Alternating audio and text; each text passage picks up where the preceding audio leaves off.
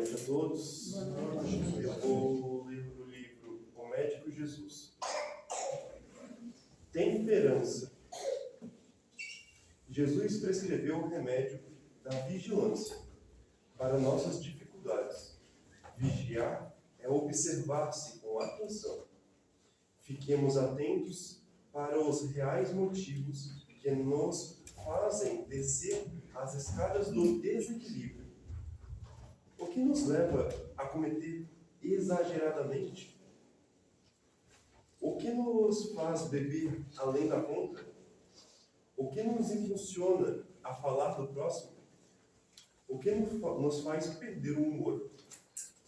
O que nos leva ao pessimismo? O que nos faz ficar revoltados contra tudo e contra todos? Geralmente caímos em tais situações sem notar os gatilhos que as disparam. Observá-los atentamente representará o primeiro e fundamental passo em favor da nossa cura.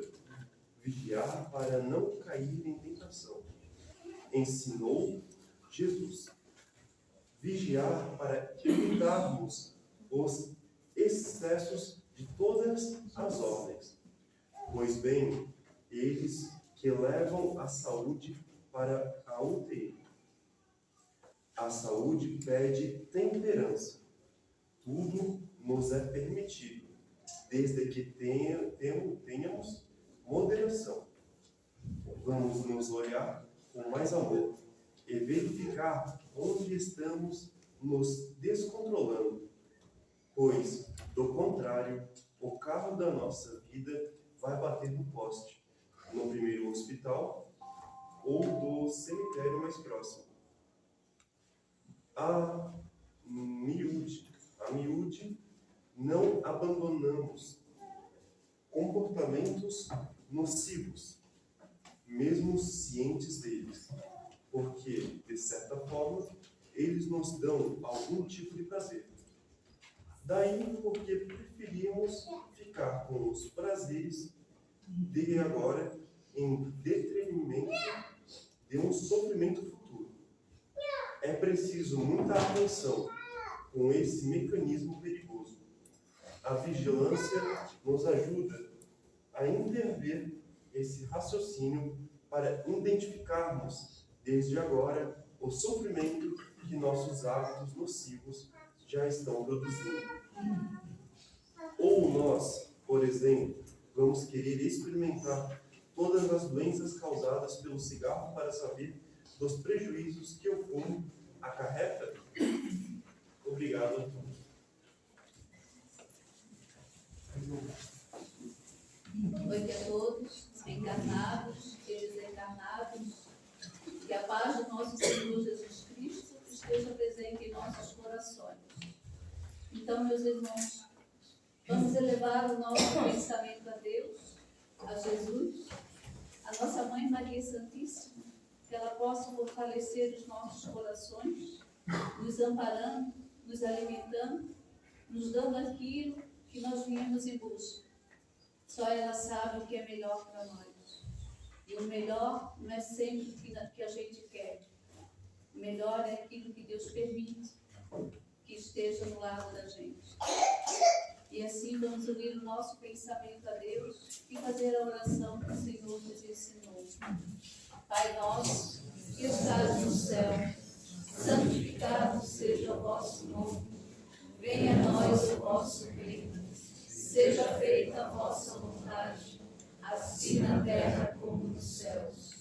O pão nosso de cada dia nos dai hoje. Perdoa, Senhor, as nossas ofensas, assim como nós perdoamos a quem nos tem ofendido. E não nos deixeis cair nas tentações, mas livra, Pai, de todo mal, que assim seja. E assim pedimos permissão para darmos por aberto a palestra doutrinária da noite de hoje, e essa noite com o nosso irmão Luiz Melo. Que Deus te abençoe e que tu seja incluído.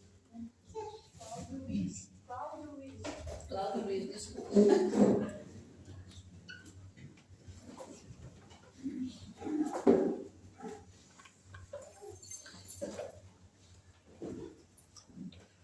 Queridas irmãs, caros irmãos, boa noite. Nosso desejo de plena paz, em nome do Centro Espírita Portal da Vida, casa que tem a oportunidade atualmente de estar em serviço, representando nesta atividade, neste trabalho. Trazemos um abraço de nossa diretoria à casa pelo convite, a oportunidade, a responsabilidade de representar numa instituição espírita, outra casa espírita, frente a uma tribuna. É uma responsabilidade, uma oportunidade de trabalho magnífica, mas permeada de responsabilidade. Em nome do Portal da Vida, sintam-se todos, trabalhadores e frequentadores, abraçados fraternalmente. Nosso pedido para que a espiritualidade, particularmente a que trabalha nesta casa, os missionários da luz, obreiros da vida eterna, que direcione os nossos pensamentos, a clareza das nossas ideias, para que ao final do nosso trabalho, todos nós, trabalhadores, frequentadores, espiritualidade, possamos cada um de nós, seguindo o seu caminho, o seu rumo, o seu destino particular, refletir sobre o que foi dito, o que foi explicado, as referências que colocaremos no quadro, a fim de construirmos um conhecimento a 2, a 4, a 6 mãos.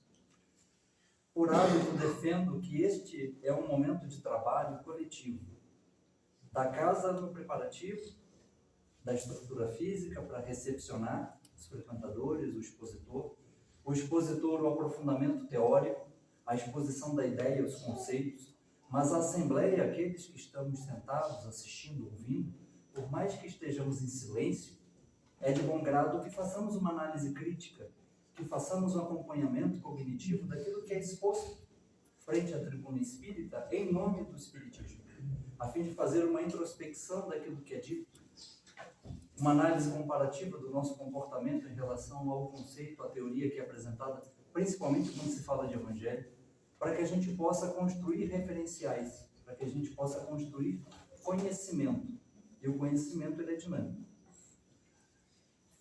Não sem razão, João, o evangelista, no capítulo 8, versículo 32, afirmava que deveríamos buscar a verdade, porque a verdade nos libertaria. Verdade, conhecimento nos liberta da ignorância, do preconceito, do erro. Quanto mais bem informados, quanto mais instruídos do ponto de vista filosófico, melhor preparados nós estaremos para o enfrentamento das nossas dificuldades, dos nossos embates, do ponto de vista espírita, e com uma terminologia espírita, as provas e as expiações. Quanto mais conscientes das leis divinas que administram a nossa existência, mais seguros estaremos, sempre no nosso livre-arbítrio, dizendo o que nós devemos ou não fazer. Mas quanto mais informados e bem informados, mais qualificados nós estaremos. Na questão 621,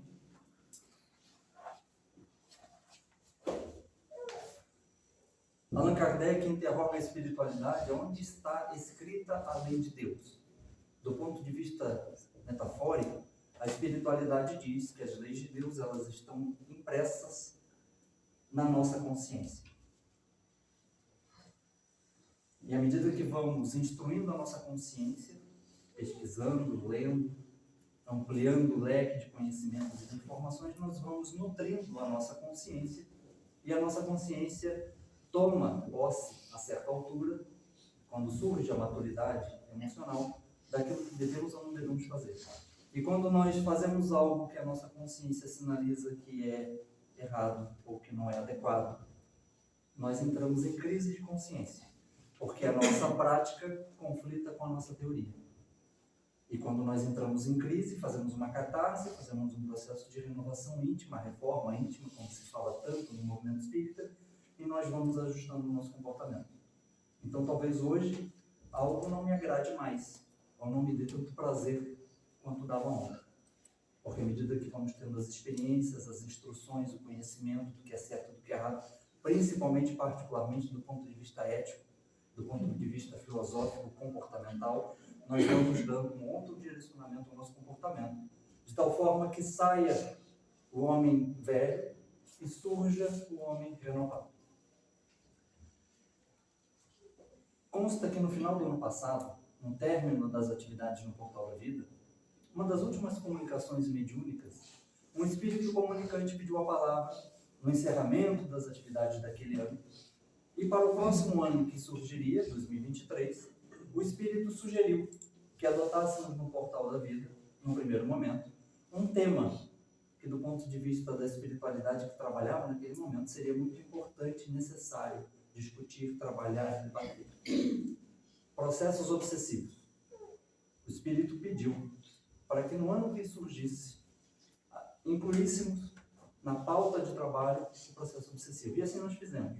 Fizemos as palestras no Portal da Vida e depois nós entendemos que seria interessante abordar o tema e levar para as outras casas também, e a casa aceitou a proposta de falar sobre esse assunto, que é de urgência absoluta.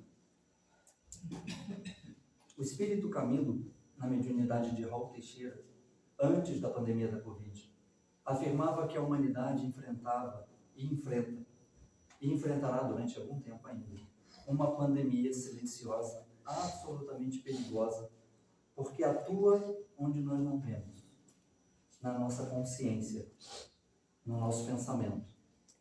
Quando surge a Covid e a ciência nos apresenta os métodos preventivos ou os fatores de risco, nós podemos nos precaver e prevenir. Distanciamento social, álcool 70%, máscara, espaços abertos.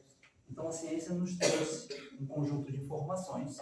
Buscai a verdade e a verdade vos libertará. E nós, munidos dessas informações, nós conseguimos preservar a nossa integridade. Infelizmente, milhares de óbitos, mas se a ciência não trouxesse essa informação, nós teríamos mais dificuldade em fazer o combate à pandemia. Mas os processos obsessivos, como diz Camilo, é muito mais perigoso, porque atua nos alicerces da nossa individualidade, no silêncio do nosso pensamento, e nós não vemos, nós não sabemos onde estão, em que momento estão, como funciona muitas vezes os processos obsessivos, as influenciações perniciosas e perigosas no nosso pensamento, informações da espiritualidade que talvez se confundam com as nossas. Surge um pensamento em nós de forma desavisada, não sabemos que se trata de um processo obsessivo, de uma inspiração talvez de um espírito que deseja o nosso mal, e muitas vezes a inspiração está de acordo com a nossa conveniência, com os nossos instintos, com os nossos interesses utilitaristas, e nós seguimos, porque a gente não vê. E quando a gente não vê, a gente não entra em guarda, em processo de autodefesa. Por isso que é tão perigoso um processo obsessivo que surge nas nossas vidas em todos os momentos, e que se nós não tivermos, como diz Mateus capítulo 26, vigiai e orai para não cairdes em tentações. Nós somos presas fáceis dentro desses processos obsessivos se nós não estivermos vigilantes e atentos. E o Espírito Camilo diz que as obsessões, de forma muito silenciosa, bastante prolongada, têm destruído relações, afetado pessoas de forma individual, as relações familiares, sociais, trabalhando, danificando a estrutura basilar das nossas relações. E é preciso estar em risco, preparados para esse enfrentamento. Nós falaremos grande parte da nossa exposição sobre o processo obsessivo, porque talvez do ponto de vista técnico nem todo mundo saiba a conceituação do que é uma obsessão. Por exemplo, como define Allan Kardec em Livro dos Médiuns, obsessão é uma mente procurando dominar uma outra mente. Esse é o conceito do que é obsessão. Uma mente tentando dominar outra mente. Mas os processos desobsessivos, eu tenho certeza que talvez a definição poderia ser diferente se nós abríssemos a possibilidade de cada um dar um exemplo de um processo desobsessivo. O que fazer para a desobsessão? Talvez as palavras, as definições fossem diferentes, mas eu tenho quase certeza absoluta que todos nós sabemos mais ou menos como sair desse processo. Então nós vamos destinar os últimos 5 minutos para falar sobre a desobsessão. Faremos algumas leituras dos evangelhos, dos evangelistas de Paulo de Tarso, chegando a Allan Kardec, fazendo uma conceituação da existência do mundo espiritual e da relação com a nossa existência. Como dissemos em Mateus, vigiai e orai, para que não entreis em tentações. Pedro, capítulo 1, versículo 5 a 8. Estejam alertas e vigiem. O diabo, o inimigo de vocês, anda ao redor como um leão, rugindo e procurando a quem possa devorar. Hebreus, Paulo de Tarso. Portanto, nós também estamos rodeados de uma tão grande nuvem de testemunhas. Uma das citações mais emblemáticas para o tema da nossa exposição. Jesus estava reunido com alguns apóstolos quando surge, e diz o Evangelho nessa referência, um homem endemoniado. Ele se autoflagelava, agredia verbalmente e fisicamente aqueles transeuntes que passavam por ele, e Jesus se aproxima desse homem endemoniado e traça um pequeno diálogo, mas absolutamente significativo. Jesus aproxima-se do homem endemoniado, conforme Marcos, capítulo 5, e lhe interroga: qual é o teu nome? E ele lhe responde dizendo: Legião é o meu nome, porque somos muitos. Legião é o meu nome, porque somos muitos.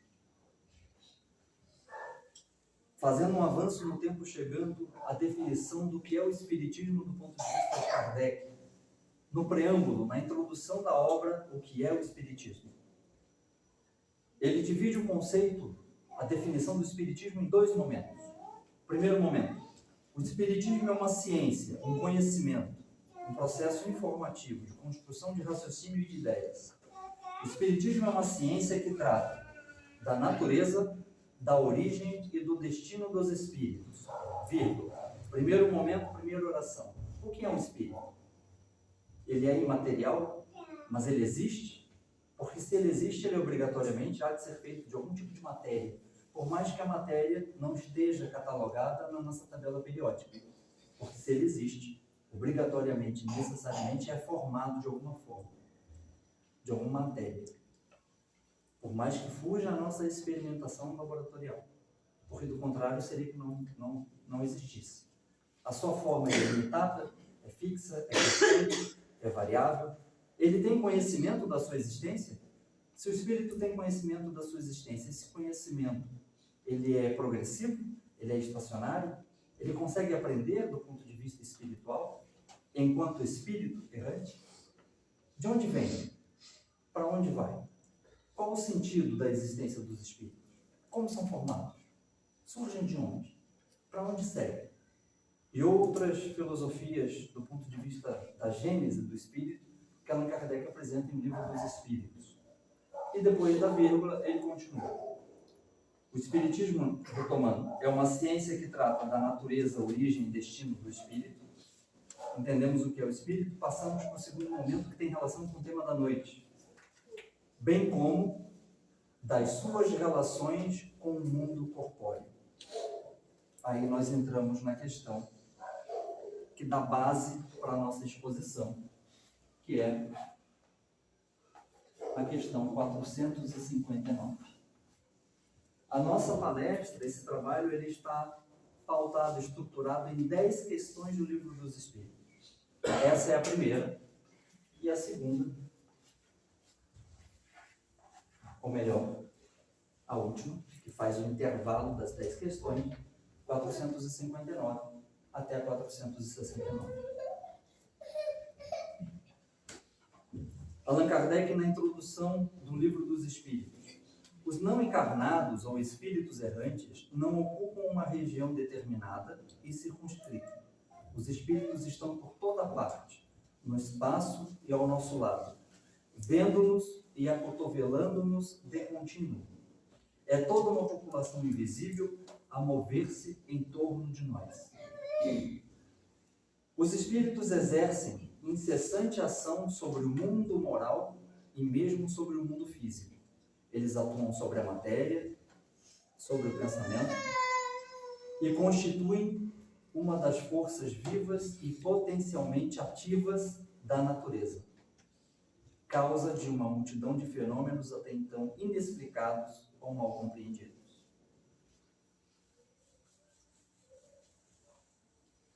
Assim como o telescópio nos revelou milhões de mundos cuja existência também não suspeitávamos, as comunicações mediúnicas espíritas nos revelam um mundo invisível que nos cerca e que nos acotovela constantemente e que, independente da nossa vontade, toma parte em tudo o que fazemos. A importância, a relevância, a pertinência, a gravidade dessa pergunta. Questão 459. Pergunta de Allan Kardec. Influenciam os espíritos nos nossos pensamentos e nas nossas atitudes? Abre aspas. Muito mais do que acreditais. A nossa influência é tão grande que, de ordinário, somos nós quem vos dirigimos. Fecha aspas. Uma reflexão absolutamente pessoal. Quem são os espíritos que estão conosco, influenciando os nossos pensamentos, os nossos atos e as nossas escolhas? Quem são eles?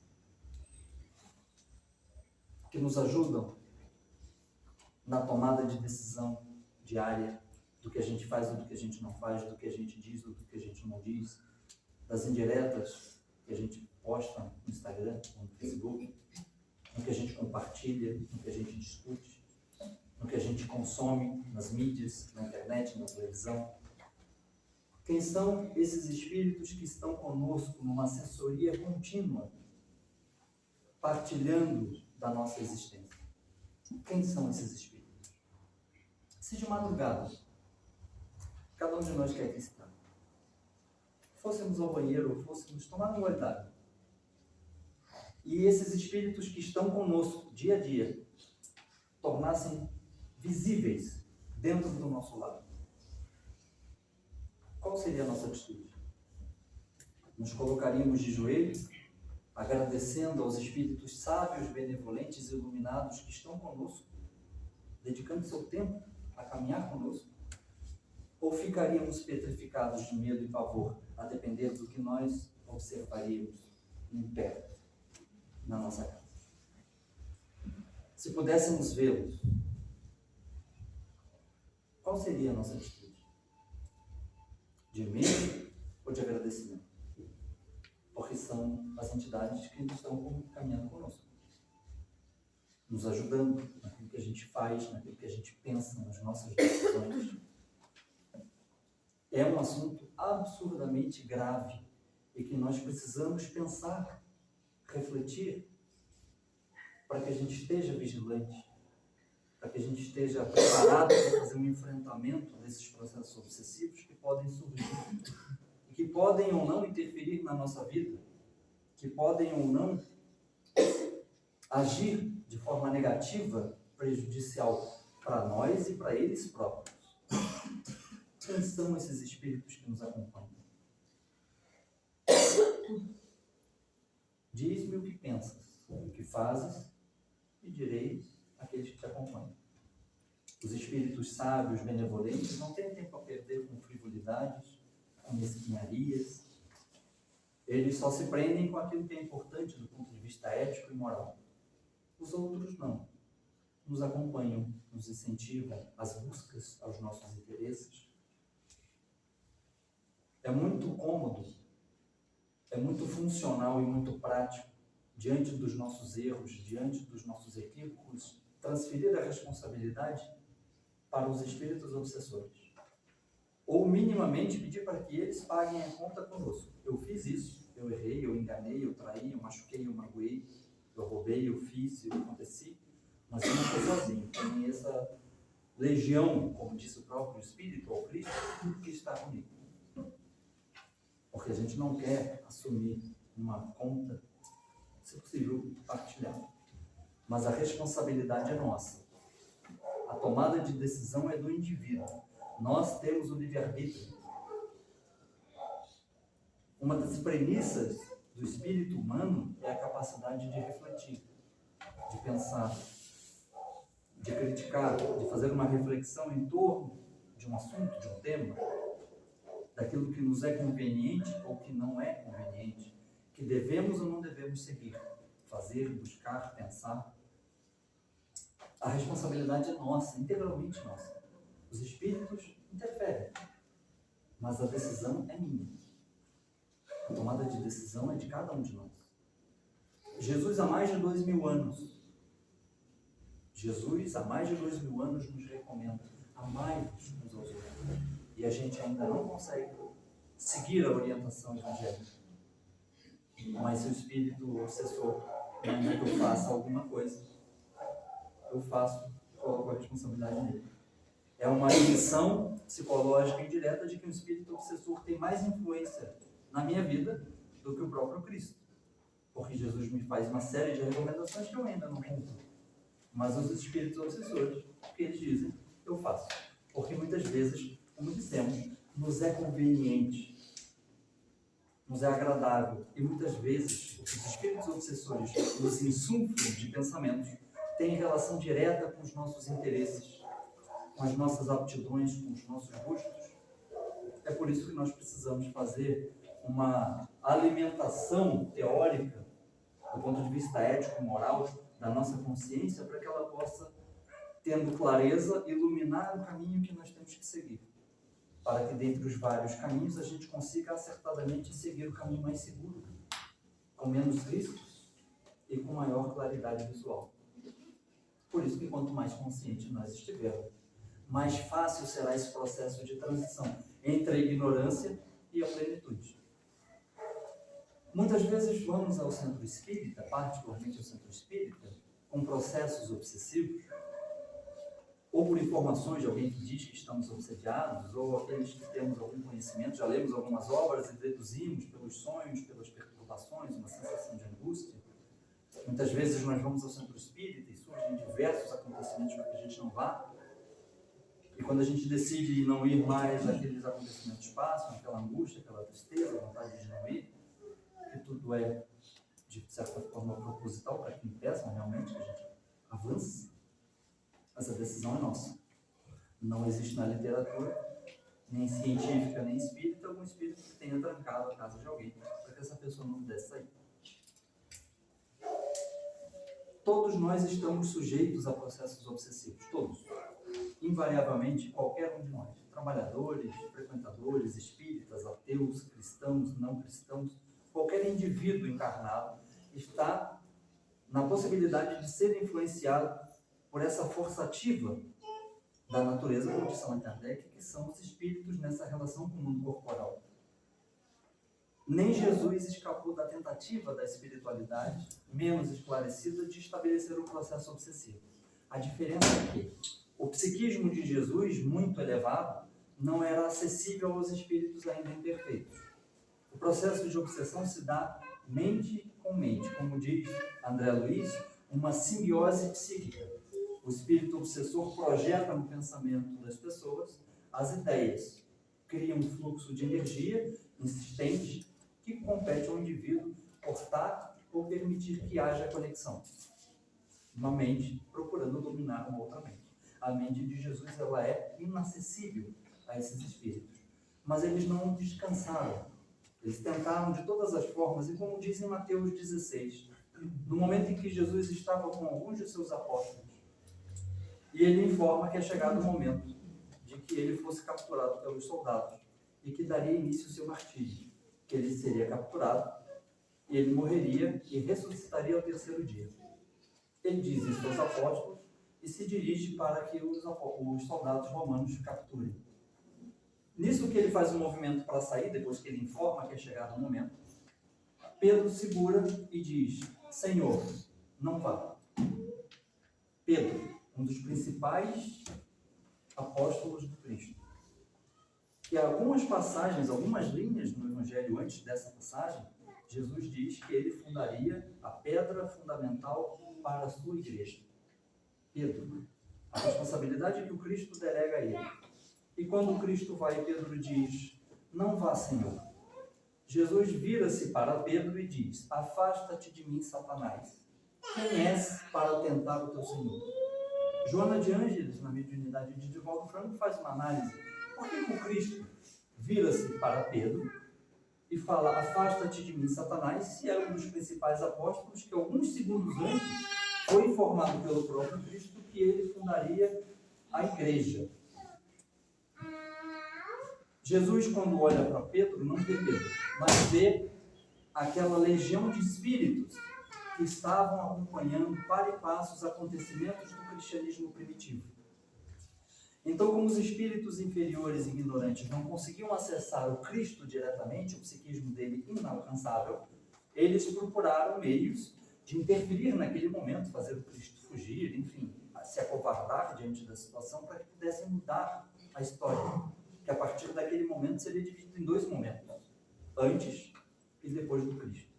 Então, Pedro, como estava naturalmente inseguro, com medo, ansioso, preocupado, orai e vigiai, para não cair em tentações. Pedro ficou com medo, apreensivo, as suas barreiras vibratórias, digamos assim, ficaram mais baixas, e os espíritos conseguiram conexão com Pedro, e utilizaram de Pedro para tentar atrapalhar a proposta messiânica do Cristo. Esses são os processos obsessivos. Eles estavam ali. Primeiro que desse abertura, eles iriam atacar. Perceberam uma diminuição do psiquismo de Pedro, ansioso, com medo, inseguro, será que vai dar certo, mas apreensivo, quem de nós não ficaria? Quem de nós não ficaria? E aí eles pensaram, aquele ali, e tentaram atrapalhar. Por isso que o Cristo vira, e numa visão mediúnica, não vê Pedro, vê a legião. Quem és para tentar o teu Senhor? Um parênteses. Muitas vezes nós vamos ao centro espírita e quando temos esse processo obsessivo, de forma desconfiada, a gente espera que no atendimento fraterno, na mesa mediúnica, a equipe do centro espírita pegue o espírito obsessor que nos acompanha e que na nossa cabeça é um espíritozinho, um diabrete, talvez desse tamanhozinho, vermelhinho, de chifrinhos, rabinhos, um ser criado à parte da natureza, que tem como objetivo nos perturbar e nos acompanhar. Tentar prejudicar a nossa existência. O que não faz sentido, mas muitas vezes nós acreditamos que os espíritos obsessores são pequenos demônios que nos acompanham. O Evangelho diz que, na maioria dos casos, os espíritos que são obsessores, que nos acompanham em outras existências, e talvez nesta própria, possam ter sido pessoas da nossa relação familiar, da nossa relação íntima, absolutamente próxima. Talvez um espírito obsessor que hoje me acompanha, que tenta vingar-se de mim, por alguma coisa que eu fiz no passado, quando me recordo, nessa outra existência tenha sido um filho ou uma filha muito querida, a quem amei muito. Um marido, uma esposa, um pai, um irmão, um amigo, que por algum motivo, por interesses muitas vezes materiais e financeiros, num determinado momento da nossa jornada, houve um desentendimento, uma mágoa, um rancor, forma-se uma tragédia, e a partir dali, onde existia o amor e um relacionamento familiar, afetivo, surge uma mágoa e um ressentimento. Como diz André Luiz, o ódio é o amor que adoeceu. Então talvez aquele espírito que está me acompanhando não é um diabretezinho criado para me perturbar. Possa ter sido alguém que eu amei muito numa outra existência. E se eu sei dessa informação, eu já não quero que a equipe mediúnica da casa pegue esse espírito perturbador, coloque ele dentro de uma cápsula, amarrado de preferência, amordaçado, que é para não fazer barulho, coloque ele dentro de um foguete cósmico e mande para um buraco negro, para outro universo, para outra dimensão. Quanto mais longe, melhor. Se eu sei que é um espírito que eu amei muito, e se eu conheço o espiritismo, talvez o ponto de partida, o passo inicial para esse desentendimento, para esse rancor e para esse ódio pode ter sido dado por mim. Eu não quero que a espiritualidade suma, desapareça com esse espírito obsessor. Eu quero saber o que eu posso fazer para ajudar. Eu tenho uma filha hoje, atualmente, com 10 anos.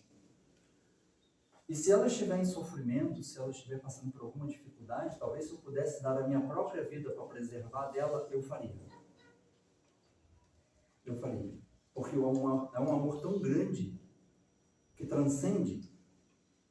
E se esse espírito que está me acompanhando é um espírito de uma relação semelhante a essa, eu já não quero que ele seja afastado de mim. Eu quero que ele permaneça comigo e eu quero saber como eu posso ajudar. Porque deve ser uma pessoa, um espírito em sofrimento, em amargura, triste, vazio. Eu preciso ajudar. Como? Então muda a abordagem. Quando é alguém que a gente amou, que a gente teve uma relação, que foi uma pessoa próxima a nós. E mais um outro parêntese. A questão 459, que é a base da nossa exposição hoje, é da relação dos espíritos conosco. E elas podem ser de dois caminhos. O negativo, que é o tema do assunto de hoje, um processo obsessivo, que é sempre prejudicial, sempre negativo, seja para nós, os obsediados, seja para os espíritos obsessores, ambos sofrem, ambos perdem.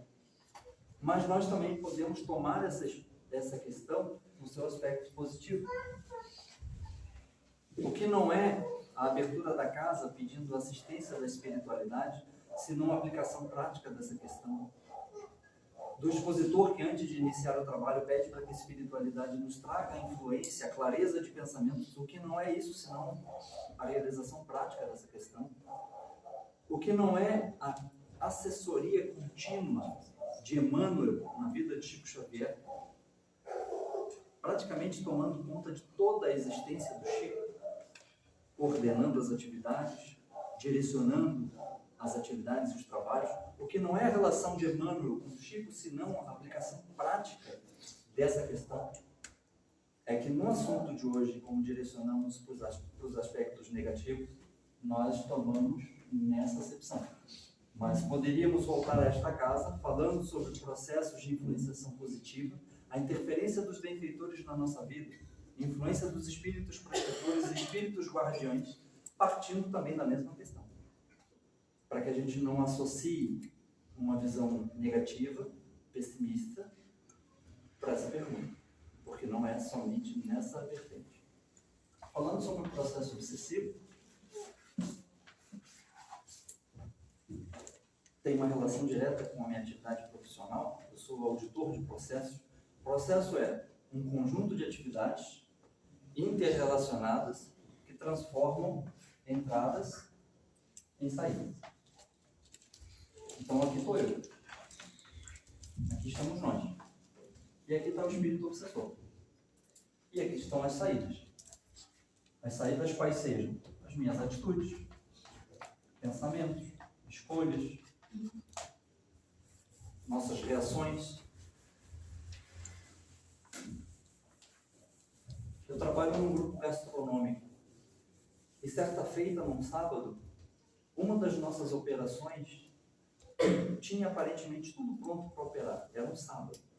Tínhamos os insumos mais caros, é um restaurante que trabalha no nível A, restaurante muito caro. Tínhamos os insumos mais caros, produtos que o quilo custa 15 mil reais, por exemplo. Então tínhamos produtos, tínhamos um chefe, metria, caixas, garçons, gás de manjeta, tudo, exceto gás. E a nossa cozinha industrial.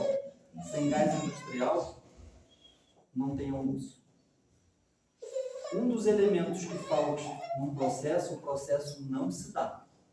Então nós tínhamos toda a operação montada, faltou gás, liga para o fornecedor, desesperados, um sábado, já com lista de espera, cliente chegando no salão, quando começaram os preparativos, o pré-operacional, ligaram, cadê? Gás, não tem.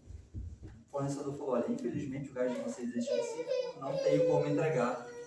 Nós, nesse sábado, não operamos, porque faltou um elemento. O processo não se deu, não teve saída. Do ponto de vista espiritual, os processos obsessivos, eles só se dão se nós permitirmos essa conexão aqui. Se eu permito que o Espírito obsessor projete no meu psiquismo as coisas que ele deseja que eu faça, que eu siga, que eu escolha, que eu pense.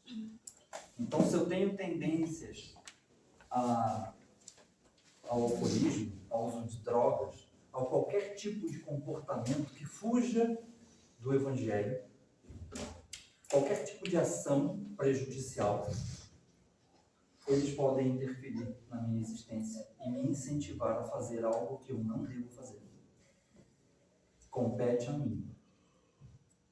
A responsabilidade é minha. Esse giz serve. Eu não solto esse giz no chão se eu não quiser. A decisão é minha.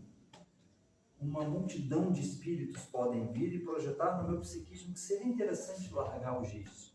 Só uma vez, só hoje. Eu não tive um dia bom. Meu dia foi difícil desde cedo, um monte de gente me incomodando, esposa, marido, filho, chefe. Eu não estou numa fase boa. Talvez uma largadinha de leve, porque eu sou dono de mim. Eu pago a hora que eu quero. Eu largo hoje, mas amanhã, se não quiser, eu não largo mais.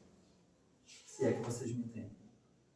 A decisão é minha. Talvez seja conveniente. E os espíritos projetam, mas eu não quero largar. Eles vão ficar esperando algum momento oportuno em que eu olhe e que eu, talvez, à semelhança de Pedro com Cristo, olhe para o giz, que podemos, do ponto de vista metafórico, associar a qualquer paixão inferior, seja física, comportamental ou mental, e que eu pense assim, poxa, mas será que não tem ninguém vendo? Uma largadinha de leve. Aí a espiritualidade vem, porque encontra a brecha psíquica, e aí eles projetam insatisfações, depressão, tristeza, amargor, criam as situações que possam me levar a cometer o ato que eu não devo. Quem assistiu o filme de Divaldo Pereira Franco, Divaldo, um grande médium e orador, no começo da sua atividade mediúnica, quase que se projeta de um viaduto, porque o espírito encontrou uma brecha psíquica e ficou projetando, se suicida, seu infeliz, seu desgraçado, porque você, Divaldo ficou imerso naquela energia perniciosa e quase que ele se projeta de um viaduto em Salvador e ele ia se suicidar, ele já tinha histórico de suicídio na família. Todos nós corremos o risco. E a última pergunta, para que a gente possa encerrar a exposição. A decisão é minha. A decisão é minha. O Espírito vai fazer comigo o que eu quiser que ele faça. Me influenciar para o que eu quiser e permitir que ele faça. Que eu faça. Questão 469, que é o fechamento da exposição. Talvez até aqui, tecnicamente, algumas pessoas tenham tido alguma novidade, alguma informação que não sabiam, mas a questão 469, eu acredito que de forma diferente, todos nós conseguiríamos dizer algum meio de desobsessão e estaríamos certos. Pergunta de Allan Kardec: por que meio podemos neutralizar a influência dos maus espíritos? 469. Abre aspas. Praticando o bem. E pondo em Deus toda a vossa confiança, afastareis a influência dos espíritos inferiores e aniquilareis o império que desejam ter sobre vós. A prática do bem. Mas o que é bem para mim, talvez não seja para o outro. Pode ser um conceito subjetivo. Eu posso entender que bem é pegar o Pix da casa e uma vez por mês fazer uma transferência, doar uma cesta básica, um mantimento. Não deixa de ser um bem. Mas será que é desse bem que a espiritualidade fala? Que interrompe todos esses processos obsessivos e nos transforma em uma pessoa melhor? Se o Espiritismo diz que praticando o bem nos livramos dos processos obsessivos, nós vamos tentar entender o conceito de bem. Buscai a verdade e a verdade vos libertará da ignorância, do preconceito e do erro. Capítulo 17, sede perfeitos. Item 3, verdadeiro homem de bem. O verdadeiro homem de bem, diz o Evangelho, é aquele que cumpre a lei de justiça, amor e caridade em toda a sua concepção. Vejam a complexidade dos estudos. Aqui fala que para nos livrarmos de processos obsessivos, a prática do bem. Mas a prática do bem precisa ser bem compreendida. Se é que posso me exprimir dessa forma, o verdadeiro homem de bem é aquele que cumpre. Não que deseja, que almeja, que admira, o que executa. Além de justiça, amor e caridade na sua mais ampla acepção. E caridade, que é outra palavra subjetiva, porque a gente pode achar que caridade é eu fazer uma doação de cadeiras para casa, e já fiz a minha caridade esse mês, 2 anos. Allan Kardec, na questão 886,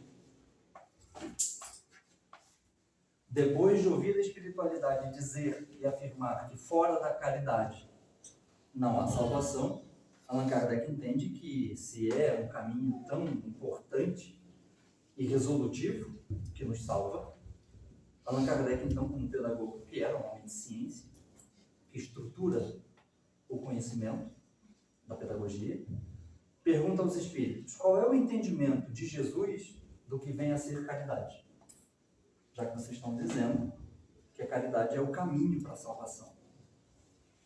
Benevolência para com todos, indulgência com as imperfeições alheias e perdão das ofensas. Benevolência, indulgência e perdão. Olhem a ramificação, a complexidade do estudo do Evangelho e da doutrina espírita. Como dizem os espíritos, o espiritismo toca em todas as áreas do comportamento humano, do campo filosófico, científico, pedagógico. O espiritismo é uma proposta eminentemente educativa, de iluminação de almas. A prática do bem nos liberta dos processos obsessivos que, segundo Camilo, é uma grande pandemia que atinge a todos nós. Mas a prática do bem, segundo o Evangelho, é quando nós cumprimos a lei de justiça, amor e caridade. E para que a gente não tenha dúvidas do que é caridade, os espíritos ainda desdobram em benevolência, indulgência e perdão. Todo o processo é comportamental, é ético, é moral, não é material. É de atitude, é de adesão a uma teoria, a uma ideia, a um conceito, no nosso caso, do cristianismo divino. Emmanuel, numa belíssima mensagem chamada Teu Livro, diz que a existência na Terra é um livro que nós estamos escrevendo. Cada dia uma página, cada hora uma afirmação da nossa personalidade, através das pessoas e das situações que nos buscam. Que não devemos desprezar a oportunidade de criar uma história de amor em torno do nosso nome. As boas obras são frases de luz que nós endereçamos à humanidade inteira. Vive, pois, com Jesus na intimidade do nosso coração, que a gente não se afaste dele nas nossas ações de cada dia, e o livro da nossa vida transformar-se-á num poema de felicidade e num tesouro de bênçãos. Muita paz.